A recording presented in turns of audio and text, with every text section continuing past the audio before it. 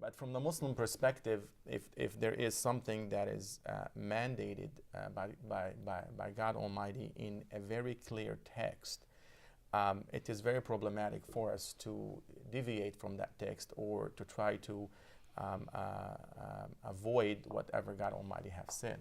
And you get a reward for wearing it. Absolutely. Too.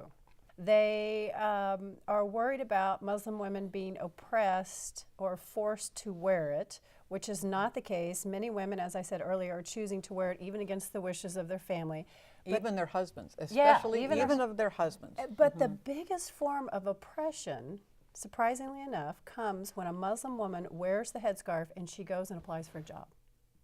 And so often they will say, we'll give you the job if you'll take off the scarf. And then she will deny employment because she is firm in her convictions and she's going to wear the headscarf. Or maybe she'll wear the headscarf to work and after a couple of weeks they'll say, would you please take the headscarf off?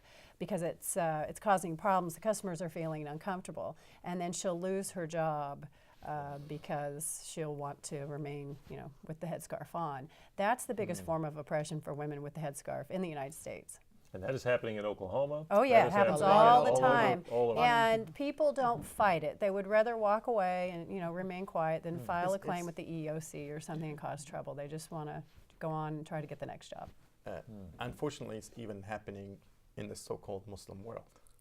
Yes, which that's is a good which point. is Really? yeah, it is really happening where some public universities and public colleges. As a matter of fact, to be quite honest with you, in the West, you would say, this is my religion. If there's a freedom of expression, freedom of speech. If I'm allowed to walk in public in bikini, why can't I walk in public in a headscarf?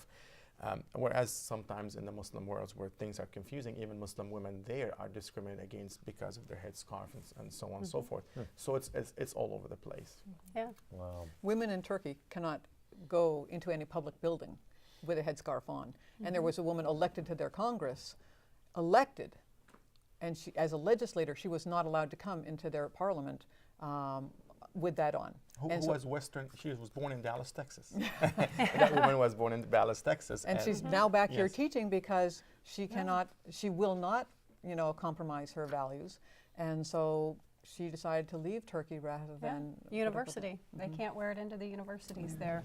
Do you think that what happened in France, the law that they passed about not wearing anything, do you think that other countries may pick that up? What is the talk amongst the Muslim community? Is that there's concern about it, no question. Yeah.